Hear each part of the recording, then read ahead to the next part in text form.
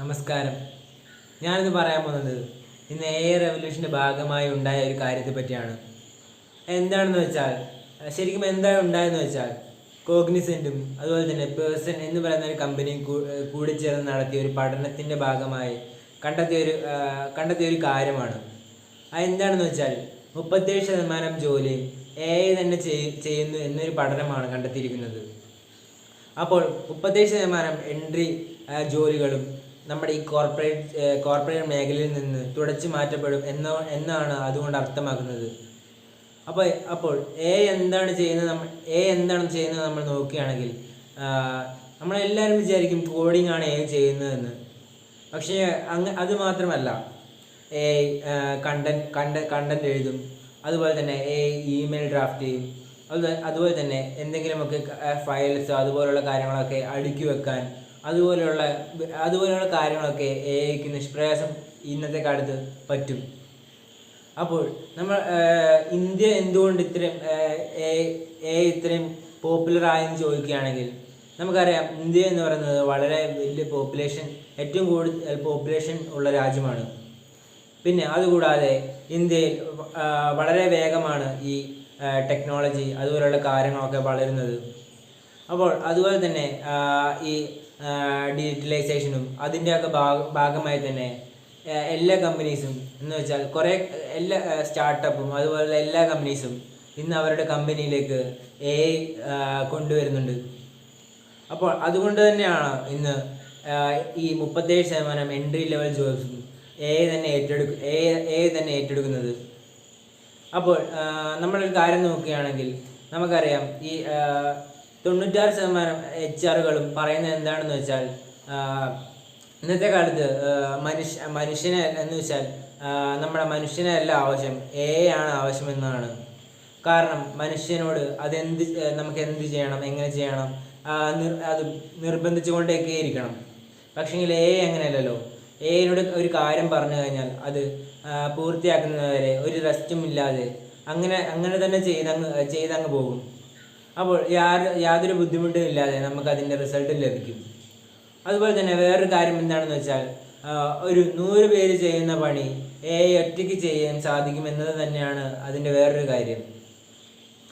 അതുകൊണ്ട് തന്നെ നമുക്ക് ഈ കമ്പനീസിൻ്റെ ഓണർക്ക് അവർക്ക് പൈസ സേവ് ചെയ്യാനും അത് വേറെ ആവശ്യത്തിനും മറ്റും ഉപയോഗിക്കാനും പറ്റും. അപ്പോൾ അതുകൊണ്ട് തന്നെ ഈ കമ്പനീസിലൊക്കെ വർക്ക് ചെയ്യുന്ന ആൾക്കാർക്കാണ് ഇതിൻ്റെ ഫലം എന്ന് വെച്ചാൽ ഇത് ലഭിക്കുക. അപ്പോൾ ഒരു കമ്പ്യൂട്ടർ മീൻസ് ഒരു BTech പഠിക്കുന്ന ഒരു കുട്ടി എന്ത് ചെയ്യണം എന്ന് പറയുകയാണെങ്കിൽ എന്ന് വെച്ചാൽ AIനെ പഠിക്കുക, അതുപോലെ തന്നെ ഇന്നത്തെ ടെക്നോളജി എന്താണെന്ന് പഠിക്കുക, പിന്നെ ഒരു ഡിഗ്രി മാത്രം പഠിച്ച് ഒരു സർട്ടിഫിക്കറ്റ് മാത്രം നേടിയതുകൊണ്ട് കാര്യമില്ല എന്ന് മനസ്സിലാക്കുക. പിന്നെ അതുകൂടാതെ ഒരു കമ്പനിക്ക് ആവശ്യമായ കാര്യങ്ങൾ എന്താണെന്ന് വ്യക്തമായി മനസ്സിലാക്കുക. അതൊന്നും ഒരു കോളേജും നമുക്ക് ഇന്നത്തെ കാലത്ത് തരുന്നില്ല എന്നുള്ളതും സത്യാവസ്ഥ തന്നെയാണ്. അപ്പോൾ നമ്മൾ എലോൺ മസ്ക് പറഞ്ഞ കാര്യം ഇവിടെ ഞാൻ പറയുകയാണെങ്കിൽ അദ്ദേഹം എന്താണ് പറഞ്ഞതെന്ന് വെച്ചാൽ ഇന്ന് ഒരു കോളേജ് ഡിഗ്രി സർട്ടിഫിക്കറ്റ് ഇല്ലെങ്കിലും കുഴപ്പമില്ല, എനിക്ക് എൻ്റെ കമ്പനിക്ക് ആവശ്യമായ സ്കില്ലുണ്ടെങ്കിൽ ഞാൻ എൻ്റെ കമ്പനിയിലേക്ക് ജോലിക്ക് എടുക്കാം എന്ന് അദ്ദേഹം തന്നെ പറഞ്ഞിട്ടുണ്ട്. അപ്പോൾ തന്നെ നമുക്ക് അതിൻ്റെ അത്യാവശ്യകതയും ഒക്കെ മനസ്സിലാകുമല്ലോ, എന്താണ് ഈ ഡിഗ്രി സർട്ടിഫിക്കറ്റിൻ്റെ അത്യാവശ്യകതയും എന്നും പിന്നെ ഇന്നത്തെ കാലത്ത് സ്കിൽസിൻ്റെ ആവശ്യകത എന്താണെന്നൊക്കെ. അപ്പോൾ ഞാനിവിടെ പറഞ്ഞു വരുന്നത് നമ്മൾ ഡിഗ്രി എടുക്കേണ്ടെന്നല്ല, ഡിഗ്രിയുടെ കൂടെ തന്നെ നമുക്ക് ഇന്ന് കമ്പനിക്ക് ആവശ്യമായ സ്കിൽസും അതുപോലെയുള്ള കാര്യങ്ങളൊക്കെ നമ്മൾ അപ്പോൾ തന്നെ ഉണ്ടാക്കി കൊണ്ടുപോകേണ്ടതാണ് എന്ന് തന്നെയാണ് ഞാൻ പറയുന്നത്. അപ്പോൾ ഇന്നത്തെ കാലത്ത് AIക്ക് ചെയ്യാൻ പറ്റാത്ത എന്താണെന്ന് ചോദിക്കുകയാണെങ്കിൽ പറയാൻ സാധിക്കുന്നത്, ഒരു കാര്യം ഏറ്റെടുത്ത് മുന്നോട്ട് കൊണ്ടുപോകാൻ AIക്ക് സാധിക്കത്തില്ല. പിന്നെ മനുഷ്യൻ്റെ ഇമോഷനും അതൊക്കെ വെച്ചും AIക്ക് മുന്നോട്ട് കൊണ്ടുപോകാൻ സാധിക്കത്തില്ല. അപ്പോൾ നമ്മൾ മനുഷ്യർ വേണം AIനെയൊക്കെ നയിക്കാൻ. അപ്പോൾ അതുകൊണ്ട് തന്നെ നമ്മൾ ഈ AIനെ നയിക്കുന്ന കാര്യങ്ങളൊക്കെ പഠിക്കുകയാണെങ്കിൽ നമുക്ക് അത്യാവശ്യം കുഴപ്പമില്ലാത്ത ജോലിയൊക്കെ നമുക്ക് ലഭിക്കും. പിന്നെ അതുപോലെ തന്നെ ഈ കോർപ്പറേറ്റ് ലോകത്ത് മാത്രമല്ല AI എന്ന് വന്നിരിക്കുന്നത്. നമുക്കറിയാം, ഇന്ന് മെഡിക്കൽ ഫീൽഡിലൊക്കെ എയുടെ കടന്നുവരവ് വളരെ വലുതാണ്. ഉദാഹരണം നോക്കുകയാണെങ്കിൽ നമുക്കറിയാം, ചൈനയിൽ ഒരു ഹോസ്പിറ്റലിൽ മൊത്തമായി നടത്തുന്ന ഒരു ഹോസ്പിറ്റൽ ആവിഷ്കരിച്ചിരിക്കുന്നു. എന്ന് പറഞ്ഞാൽ സർജറിയും അവയെല്ലാം തന്നെ നടത്തുന്നത്. അപ്പോൾ വരാനിരിക്കുന്ന കാലഘട്ടത്തിൽ നമുക്കറിയാം ഈ എയുടെ എന്ന് വെച്ചാൽ ആർട്ടിഫിഷ്യൽ ഇൻ്റലിജൻസും ഈ റോബോട്ടിക്സിൻ്റെ ഒക്കെ പ്രാധാന്യം എത്രത്തോളമാണെന്നുള്ളത്. അപ്പോൾ അത് വളരെ പ്രിസൈസായി എന്ന് വെച്ചാൽ കറക്റ്റ്, ഒരു തെറ്റുമില്ലാത്ത രീതിയിൽ സർജറി ചെയ്ത് എന്ന് വെച്ചാൽ വളരെ വ്യക്തതയോടുകൂടി സർജറി ചെയ്ത് നമുക്ക് വളരെ വലിയ റിസൾട്ട് തരും എന്നാണ് അതിൻ്റെ അർത്ഥം. അപ്പോൾ ഇവ മാത്രമല്ല, കുറേ അധികം ഫീൽഡിൽ നമുക്ക് എയും അതുപോലെയുള്ള കാര്യങ്ങളൊക്കെ ഉപയോഗിക്കാൻ സാധിക്കും.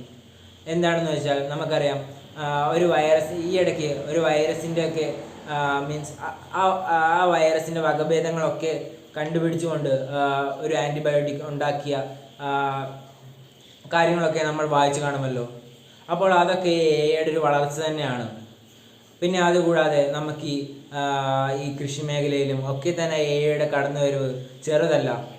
നമുക്കറിയാം, ഇന്നൊരു ചെടിയുടെ ഇല കാണിച്ചു കൊടുത്താലോ ആ ചെടിയുടെ തണ്ട് കാണിച്ചു കൊടുത്താലോ അതിൻ്റെ രോഗാവസ്ഥയും അതിൻ്റെ മൊത്തം ഡീറ്റെയിൽസ് നമുക്ക് ഒരു തെറ്റും കൂടാതെ നമുക്ക് ഇന്നത്തെ കാലത്ത് തരും. പിന്നെ അതുകൂടാതെ തന്നെ വേറെ ധാരാളം മേഖലയിലും ഇന്ന് എയുടെ കടന്നുവരവ് ചെറുതല്ല. അപ്പോൾ നമ്മൾ എയുടെ കൂടെ അതിനെ മനസ്സിലാക്കി അതിനെ എങ്ങനെ കൺട്രോൾ ചെയ്യാമെന്ന് മനസ്സിലാക്കി മുൻപോട്ട് പോവുകയാണെങ്കിൽ യാതൊരു പ്രശ്നവും സംഭവിക്കത്തില്ല എന്ന് പറഞ്ഞുകൊണ്ട് ഞാൻ എൻ്റെ പ്രസംഗം നിർത്തുന്നു. നന്ദി.